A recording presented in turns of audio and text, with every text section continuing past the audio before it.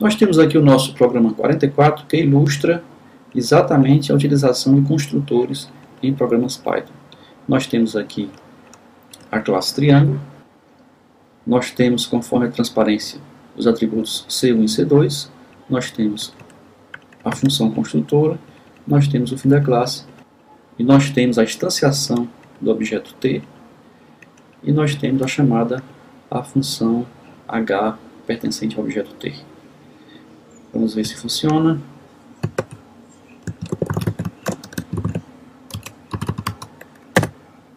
Vamos digitar um valor para o cateto 1. De onde é que ele pediu esse valor do cateto 1? O funcionamento foi exatamente o mesmo, mas aqui tem uma diferença. Ele não pediu dentro do programa principal, ele pediu dentro do construtor da classe triângulo. Em nenhum momento aqui, durante o programa, nós chamamos essa função. Ela foi chamada automaticamente na criação do objeto T. É assim que funciona.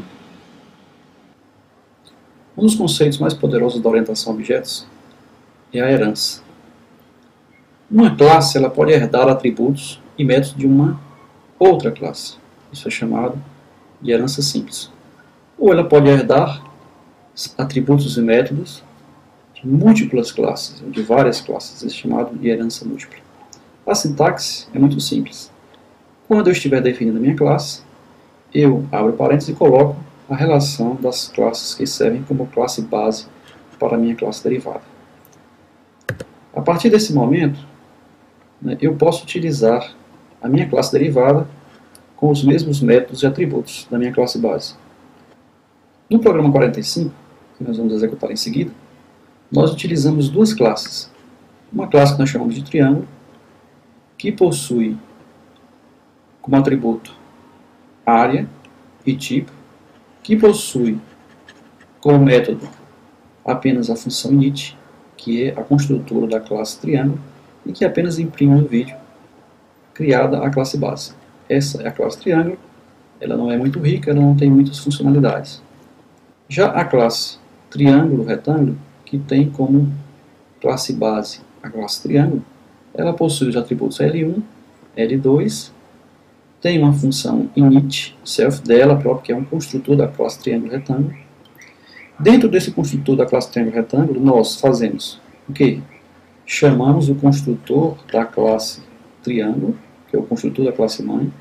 Não é obrigatório, você pode fazer se quiser, mas é necessário muitas vezes para inicializar as variáveis da classe mãe, que serão utilizadas também aqui dentro, uma vez que você agora passou a ter na classe filha todas as variáveis, atributos, todos os métodos, todas as funções da classe mãe.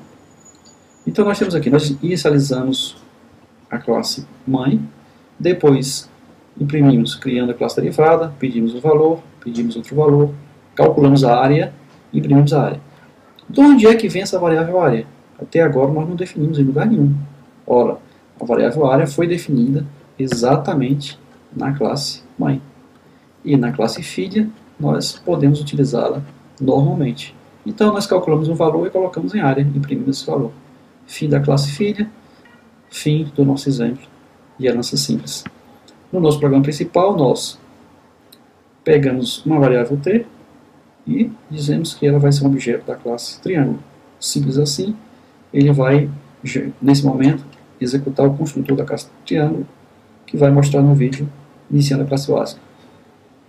Pegamos uma variável tr e construímos um objeto da classe triângulo retângulo para ela. Então tr vai ser uma referência, vai ser uma variável que identifica um objeto da classe triângulo retângulo.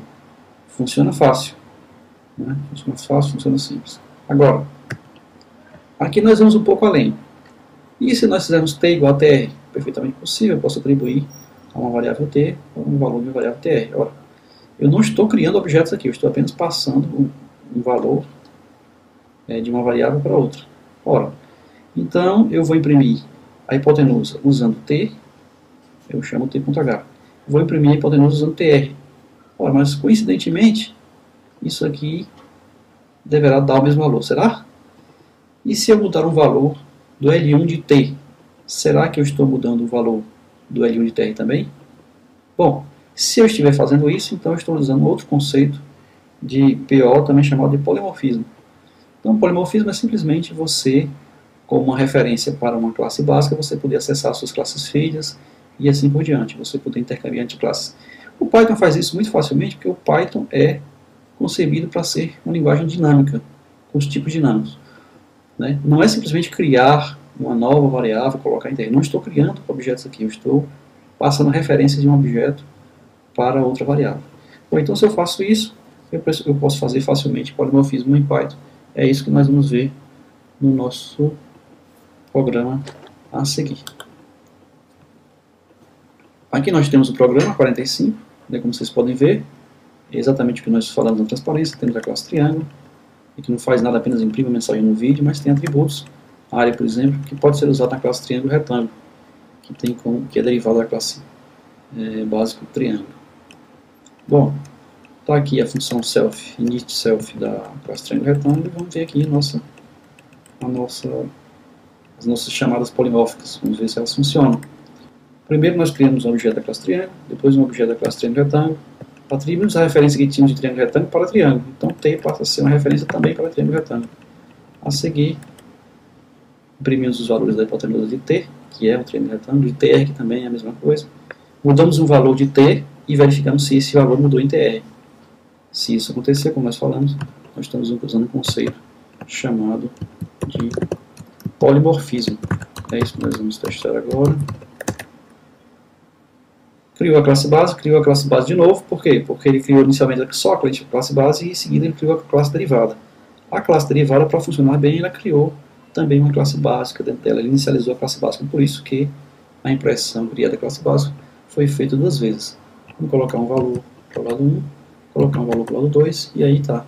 A nossa área é 6, a nossa hipotenusa tanto de T quanto de TR é 5, T é uma referência para TR, L1 em T é 1000, eu mudei o valor de L1 em T e automaticamente ele mudou em TR. Então, nós sabemos usar a herança e nós sabemos ainda mais, nós sabemos que podemos utilizar referências da classe mãe para atribuir a ela valores das classes filhas e chamar as suas funções normalmente. Isso é polimorfismo em Python.